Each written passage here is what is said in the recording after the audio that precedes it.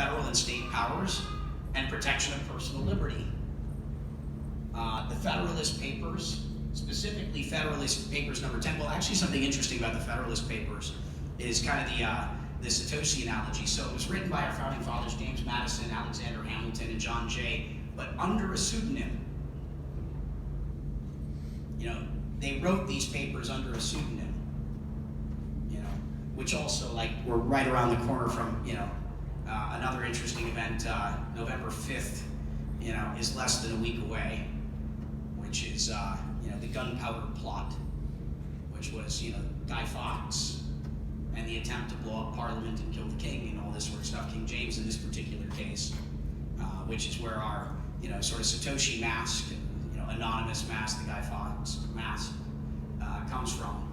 But interesting to see that these three members of the Founding Fathers chose to write these papers under a pseudonym. But Federalist Paper number 10 is especially interesting because it warns about the power of factions and competing interests over the United States government, and suggests that governments need to pass laws for the common good versus the interests of any one specific group. It proposes a democratic republic in which the majority elects qualified statesmen to represent their interests. And Federalist Paper number 51 proposes a government broken into three branches: executive, legislative, judicial, that keep checks and balances on each other. The main concern being here, a system being captured. How do you build a system that ultimately provides us with those freedoms and those liberties that we seek? And for thousands of years, we've attempted to solve these problems, and we've failed every single time, including this time. But they did an amazing job. They almost got it there. And right now, we stand on the threshold of a twilight, whether morning or evening, we do not know. One is followed by the night, and the other heralds the dawn. What's different today is that we have tools that our founding fathers didn't have.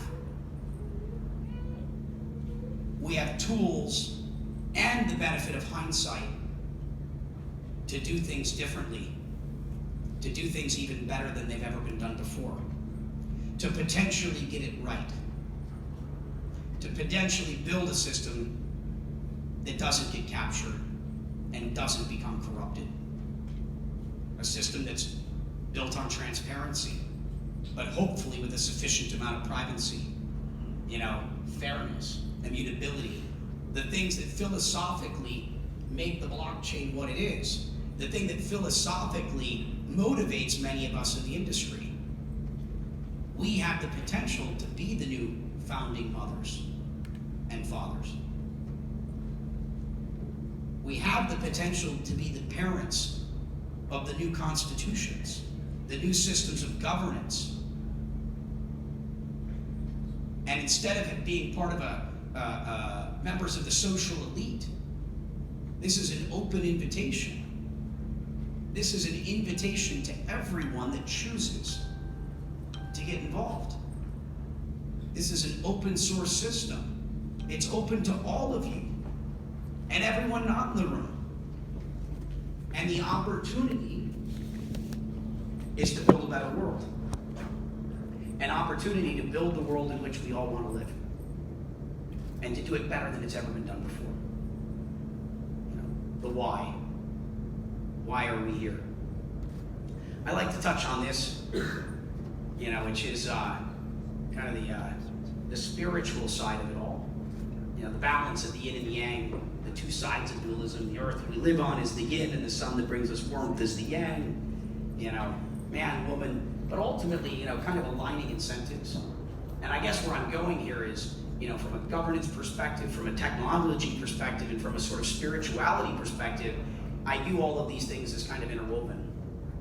I like, in this particular instance, to kind of touch on DAOs, DAOs, right? The Chinese word signifying the way, the path, the route, the road, or sometimes more loosely, the doctrine, the principle, the holistic beliefs. We're always talking about DAOs. I'm not sure if everyone's connected these sorts of dots, but I love, how these things all kind of marry up. And when you start to think of these concepts and all of their meanings, it's kind of like the onion that you peel back the layers and you find deeper and deeper meanings, in these things. But a DAC, obviously, I assume everyone's familiar with the decentralized autonomous company, corporation, as I prefer to state it, community, because that's what I believe these systems are. And these are decentralized communities, and where the community has the power. And we're looking at these systems and trying to figure out who's going to be successful over the long run. One of the main things that I look at, when measuring the long-term viability or success of these systems is by the quality of its community. Because the community is everything. And ultimately, the people that are developing and building these systems for that particular community, how they carry themselves. What kind of leaders are they? Those that are carrying the banners, carrying the torch. Are these leaders seeking wealth? What motivates them? And do they act as stewards? Do they put their community before themselves? Do they serve themselves first or last? And I evaluate projects in this space by the quality of that leadership. And leadership to me are people that are like stewards. People that understand the responsibility associated with the authority that the community has granted them. And these are the ways that I measure success, because the technology itself in an open source world is copy-paste. Technology gives you a first mover advantage, but it has nothing to do with the long-term success of whatever you're building in this space. The success of your project is by the number of people that have voted, with their wallets, their time, to support that project. The community is the lifeblood of it all. And I love, obviously, for the dual meanings, the concept of a decentralized autonomous organization, which I prefer that way of describing what we're doing. Though it does have the negative connotations with the first DAO, the DAO. But lots of lessons there we don't need to dive into. But I view us kind of at this point where, it's science and technology and the path that it's gone down, and saying, okay, here's the universe in which we live, and this is how our reality works, asking all of those questions. And then you've got the sort of spiritual side of the house that has always had an opinion as to how it works, but can't describe how, doesn't understand the mechanisms. And I think that we're, at the threshold of everyone coming to the realization that we're all right. The scientists, the great logical thinkers, the technologists have been asking how, and if I can't measure it, if I can't describe it, I don't believe it. And then you've had the spiritual, those that are going, well, I just have faith, and I know this is how it works, but I can't show you how, and I can't describe how it works. And I think that we're right at that threshold where we're going to come to the realization that we've always been right. That I am you and you are me. That we're all one, we're all right, which is why I'm always talking, chain agnostically. I don't support that my coin is better than your coin. My chain is better than your chain. If any of us succeeds in making the world a better place, we all win. So let's continue to run these multivariate tests. Let's continue to experiment, as long as we're all doing it. Test. Might just go out. It's out. Oh, battery. Let's try back in. Testing. Okay, there we go. But anyway, if any of us succeeds in making the world a better place, we all win.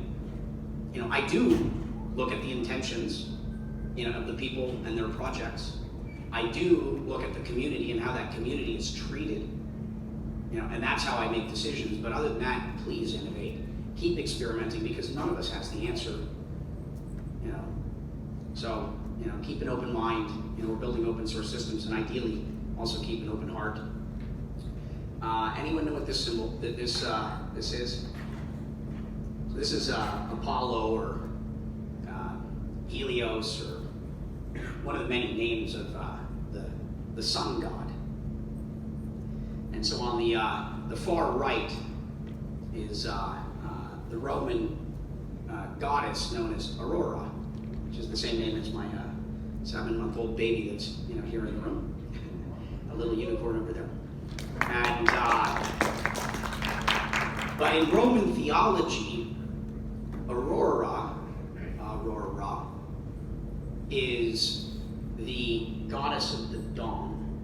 whose brother is the sun and whose sister is the moon, and she is the one that leads the chariot to end the darkness every night and to restore the light to the world. In Greek theology, that God is known as Eos. So I did sneak that in terms of my daughter's naming. So, we have a great responsibility right now, which is why it's why are we here? The implications of what we do matters. What will the people of the future say about us? We just talked about our founding fathers. We have the potential to be the parents of the future that we can collectively co-create. Teamwork makes this collective dream work. It does take all of us, and more than all of us that are currently engaged.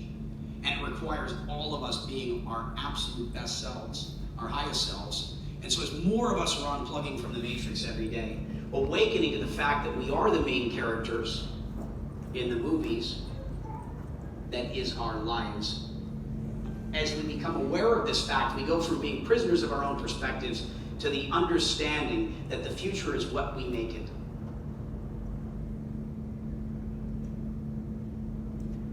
We have the power to create a better world. We have the power to create the world in which we all want to live. And we're responsible for only ourselves. But the better selves we are, the more effective we become in inspiring others to be their better selves. And so, how do we want to be thought of in the future? What kind of world do we want to leave behind for the next generation? Will there even be a world for the next generation? Never doubt that a small group of thoughtful, committed citizens can change the world. Indeed, it's the only thing that ever has. You, each and every one of you individually, have the ability to make an impact. Each and every one of you is very important. It takes all of us. I view this life a little bit like a game of connect the dots. I'm a gamer, so I use a lot of gaming analogies. I think of this world almost as a consciousness simulation. And I like game analogies. And so we all have unique keys. We're all unique pieces of a puzzle. And only together can we form and create that tapestry, that beautiful mosaic that is that best possible future. Or at least one that we all want to live in. I'm going to play a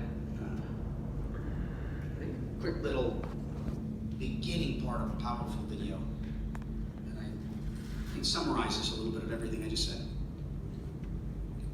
Do we have volume?